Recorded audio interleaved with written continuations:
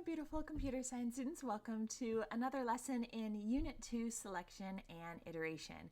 If you're new here, I'm Goldie, and I'm here to make computer science concepts easy to understand. And in this section of notes today, we are going over nested selection statements.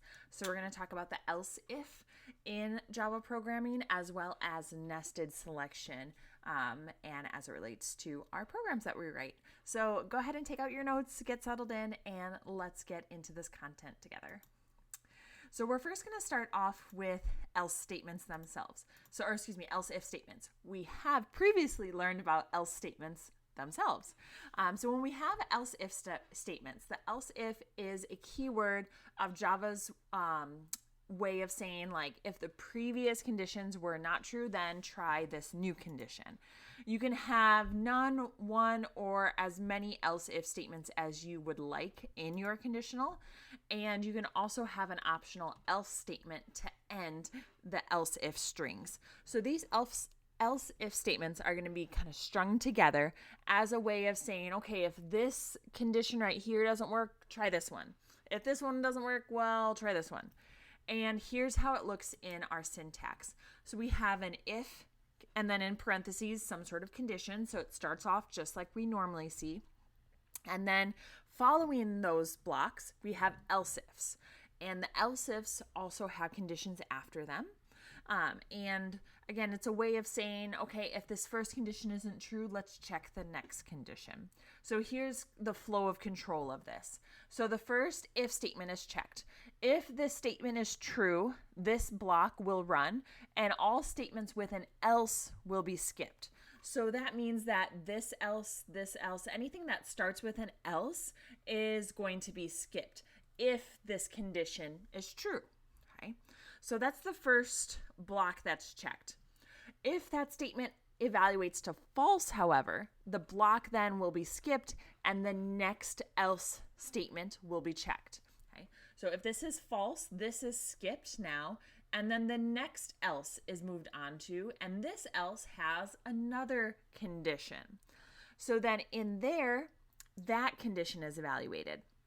Now, if the above condition is false, and this condition, which is checked next, if this evaluates to true, then these statements will run, and then everything below that with an else will be skipped. So if this ends up being true, these statements, whatever's in here, will run, and then everything under it, immediately under it with an else statement, is skipped. Okay? If that condition is false, then this statement will be checked. We move on to the next else. So the flow of control, it starts at the top with that very first if statement, and then it passes control to the next else if and the next else if until it finds a true statement. Once it reaches that true statement, that block is run, the code inside there is run, and then all of the other else gets skipped. Okay? So as soon as it runs into something that's correct, everything else will get skipped. At the very end, you can have an optional else statement. So this lone single else, you don't need it, just like you didn't need just a regular else when we had the if statements before in our last lesson. You don't need an else statement, but it's an optional last block that will run if all of these conditions above it end up being false. So you can put that there as, again, the last kind of line that'll for sure run if all of the conditions above are false. Okay. So here's a way of trying to understand it with an example here. So what is the output for each of the following inputs? So the code here, I don't have the full code, but it takes the next integer from the keyboard and stores it in a variable called grade. Right? So if I input a 73 as the grade, I enter this string of if and else ifs. So if grade is greater than or equal to 90, is it? Nope, it's not. So I move on to the next condition. Is my grade greater than or equal to 80? Nope, it's not. So I skip and I move on to the next condition. Is my grade greater than or equal to 70? It is true, right? 73 is greater than or equal to 70. So I'm going to print off a C. And then everything below gets skipped, so nothing else gets printed. And that's important because 73 is bigger than 60, right? But because this was the first true statement from top to bottom, this was the first true statement we saw, this is the block that runs, and then everything else is skipped, okay? So very important, top to bottom. Just don't look and see where it might fit. You have to make sure you're evaluating from top to bottom. So for this one, if our input is 84 now, 84 is not greater than or equal to 90. So we go to the next one. 84 is greater than or equal to 80. This is the first true statement. So the output there will be B. Okay. The next one, 60. Where's the first true statement? Well, 60 is not greater than or equal to 90. 60 is not greater than or equal to 80. It's not greater than or equal to 70. It is greater than or equal to 60. Okay, so this is the first true statement, and because of that, D gets printed off. Okay, so you see what's happening here? Top to bottom, first true statement, or first true condition, those statements are run, and then the rest of the code is skipped. So 55, none of these are true. From top to bottom, none of them end up being true. So my else block is the one that is going to be run there. And then lastly, if I get a 95, my first condition is true, and I print off an A. Okay.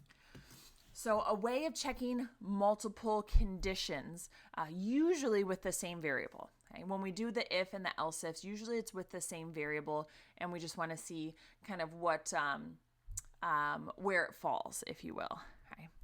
Now, sometimes you can run into logic errors when it comes to trying to string together these if, else ifs, and these else blocks. So for here, I have two code segments, and I want you to look at them and think about why they wouldn't work logically. Syntax-wise, they're perfect, right? They will compile and they will run, but logically, they don't work as intended, okay? You get a logic error in here. So if you want to pause and try to figure it out, I have two code segments that do this. Pause and figure it out. I'm going to explain why this first code segment does not work as intended.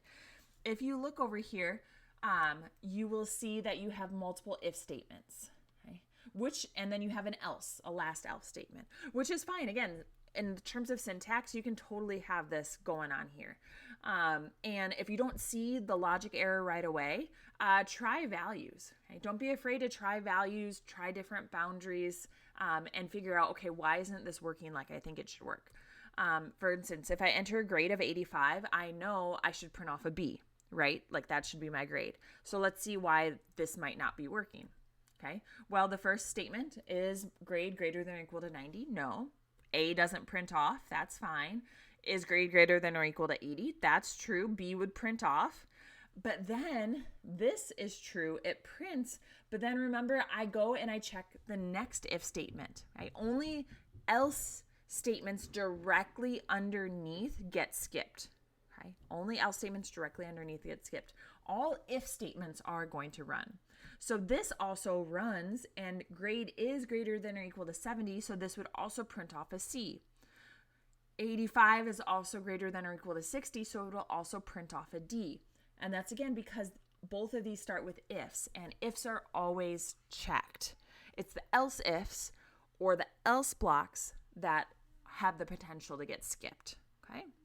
So that's the logic error here, is you use if statements, it'll result in multiple letters being printed off. Okay, so this code is almost identical to what we just did correctly. It's just instead of else ifs, I use ifs, and this is the reason why the else if would come in handy more so than just the regular if statements.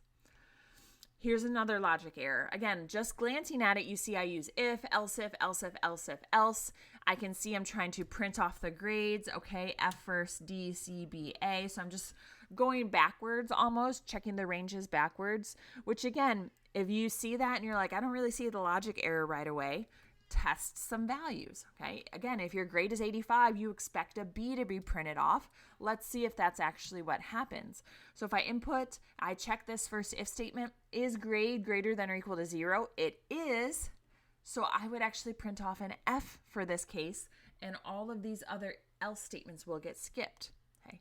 And then you should see the logic error. Okay, if I enter in a 75, a 65, no matter what grade I enter, it's always greater than or equal to 0. So an F will always get printed off. Okay.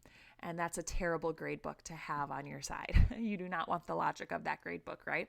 So that would be your logic issue. Okay. So with your if and else if statements, you're able to check multiple conditions, but you want to make sure that you do it in a logical way.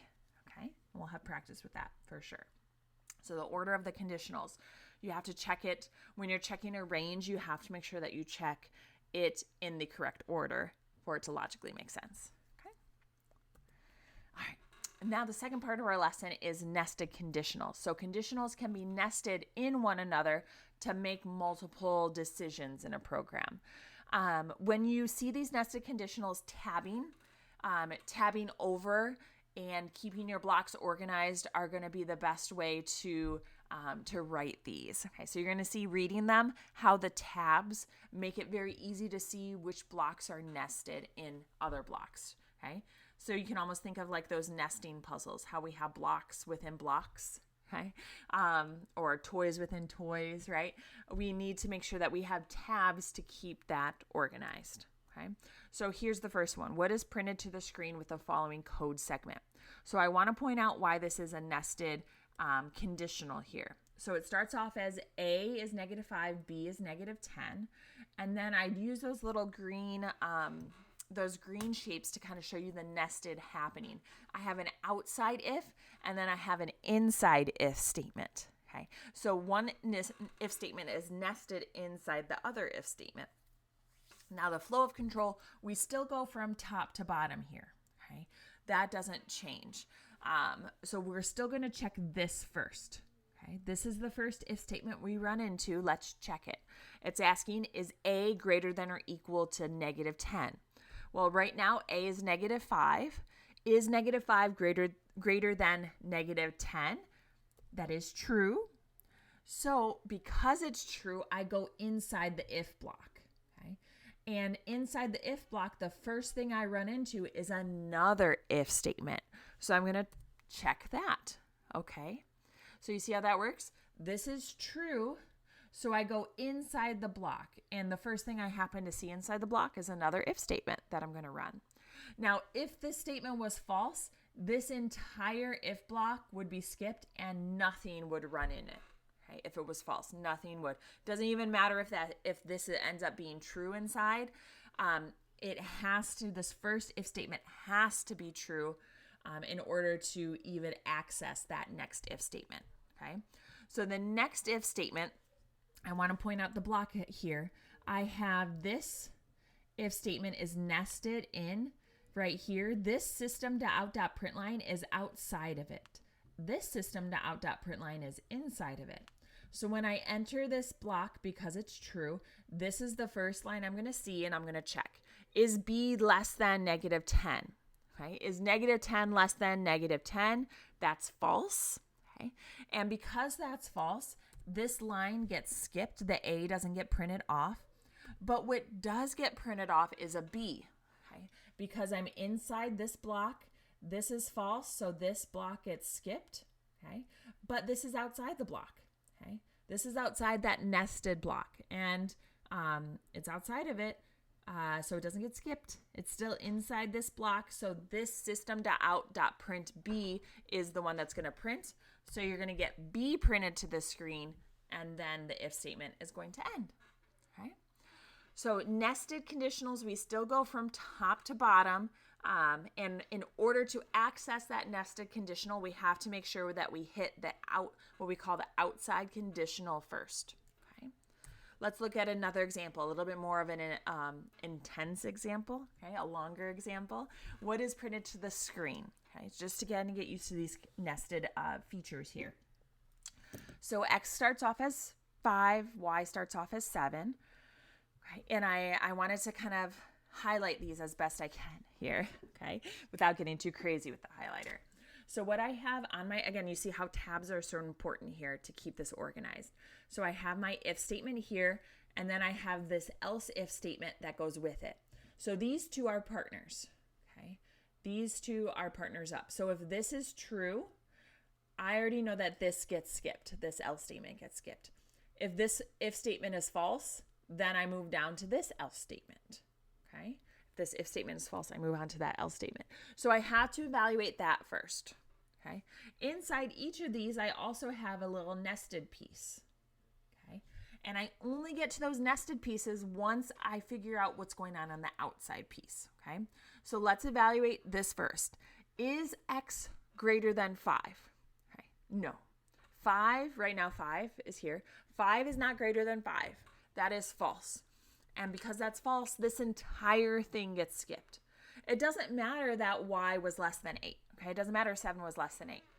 We don't get to it. Because this was false, everything inside this block never runs because it was false. I move on to the else if. Okay, since the if statement was false, I move on to the next buddied up else statement. Else if. Is X equal to 5? That is true. Okay. Now that's a true statement. Now my nested block inside there gets to run. If that was false, everything in there gets skipped and I never run anything. Okay. So because it's true though, I move into my nested block. It asks, is Y less than 8? It is. 7 is less than 8. True. So I'm going to have the statement inside there now run. Y gets printed. And then what also gets printed is a Z. That's outside of this if block, but it's still part of this inside system here. So it prints off a Z as well. Okay. And then that's the end of the code there. Okay. So start from the top, evaluate the outside. Okay. And if this is false, everything inside here gets skipped, no matter what it's spitting. Okay. Everything inside gets skipped. Okay. Let's look at some more logic, some logic problems here, what we'd consider logic problems. So consider the following code, and then I have 4 choices, and it wants to know which of the following segments are equivalent to the one above. And when we say equivalent code segments, we mean that it'll evaluate the same way if the value of number is the same. Okay. So here, what's happening in this original code segment, if number mod 2 equal 1, print off odd, else print even. Okay. So this is looking in words, this mini algorithm is looking, is a number evenly divisible by 2? If it's not evenly divisible by 2, it's an odd number. Otherwise, if it's not odd, then it's even. Okay. So we're going to look at these 4 choices, A, B, C, and D, and we're going to see, are they logically equivalent? Okay. So I have down here, you can see 2 if statements now that are checking 2 things.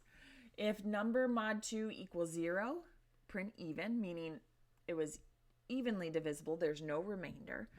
If it's not equal to 0, if there is a remainder after you divide by 2, you're going to print odd. Okay. Now, these if statements will evaluate correctly. That makes sense, right? If it divides by 2 and there's no remainder, then it's an even number, right? That logic makes sense. But when you're checking for equivalent code segments, especially on the AP exam, what you want to make sure you account for is special cases. Now, I say special cases. This would include this would mean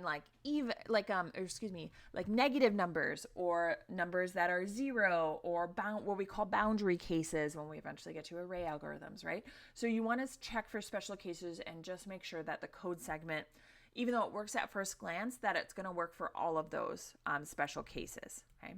Now, we don't do modding with negative numbers, so the special case in this would be 0. Okay, so if the number is 0, does this still work? In this code segment, if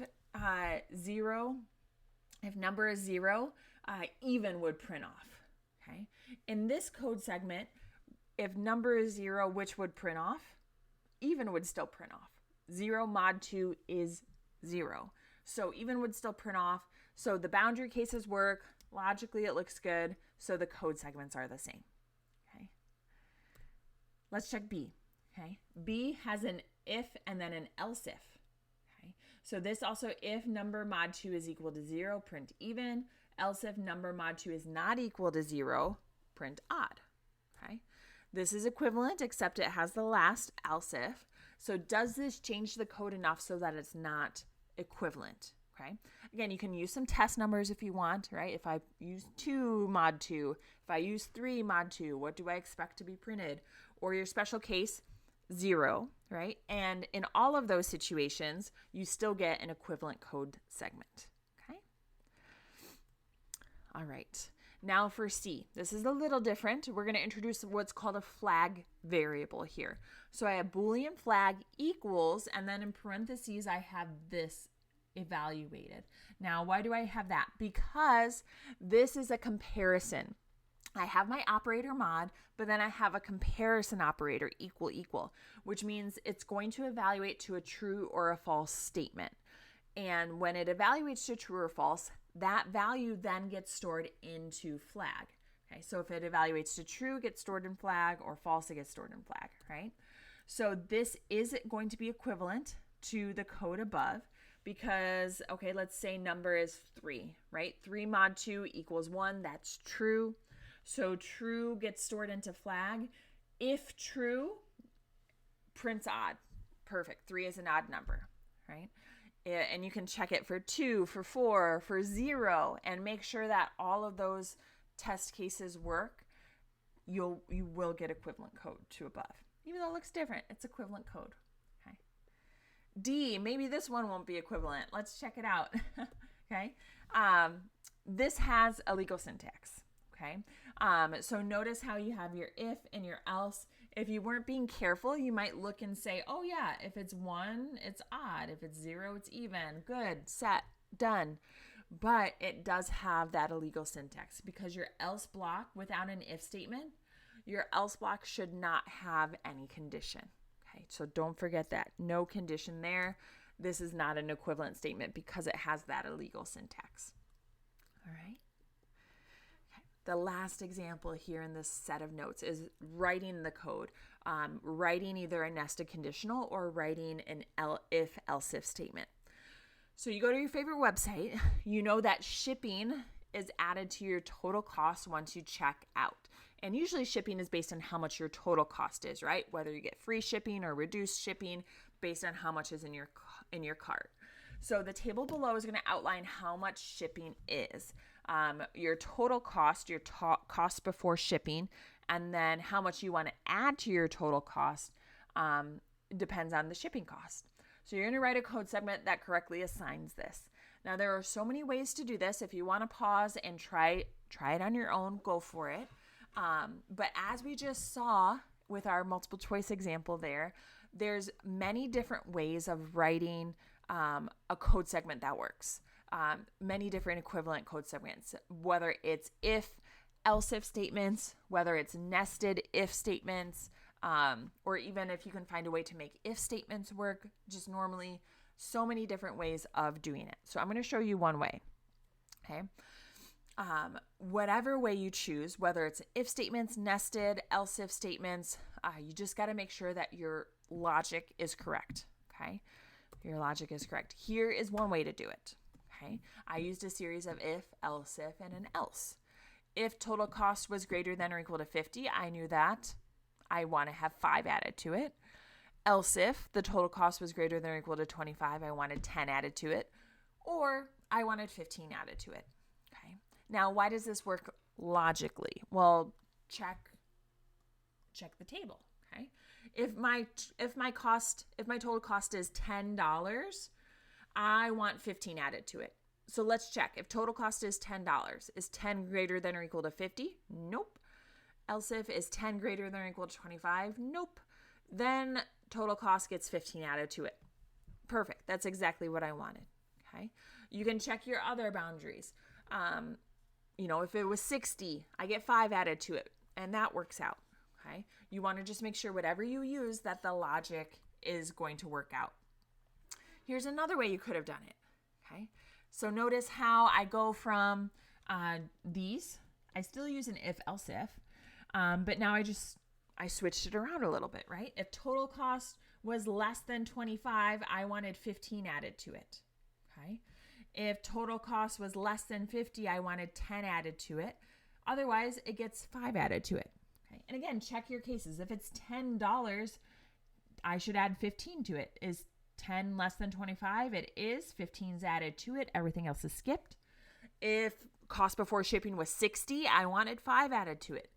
Is 60 less than 25? Nope. Is 60 less than 50? Nope. Then I get 5 added to it. Okay. So a few different ways you could do that. I used if-else ifs. You could have done some nesting in there. And we are going to talk about another way, just using if statements, in our next lesson. But in order to do that, in order to check a range here, we actually have to introduce something called compound Boolean expressions. And that gets to Unit 2, Lesson 3, which is going to be coming up here. And for us right now, this is actually the end of our nested conditionals lesson. So thank you guys so much for following along. If you like this video, please hit the like button and subscribe to my YouTube channel for more great AP CSA content. And until then, I will see you in the next video.